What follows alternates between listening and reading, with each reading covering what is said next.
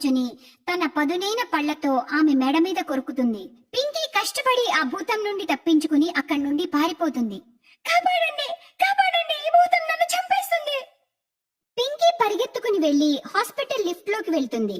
ఆమె లిఫ్ట్ నెంబర్లు నొక్కబోతుంటే అప్పుడు ఆ భూతం చెయ్యి ఆ లిఫ్ట్ మధ్యలోకి పెడుతుంది.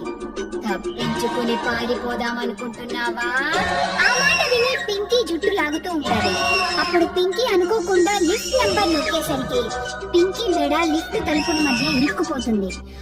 ఆ తర్వాత పింకీ మెడ కట్ అయిపోయి భూమి మీద పడిపోతుంది. అది చూసి ఆ భూతం గట్టిగా నవ్వుతుంది.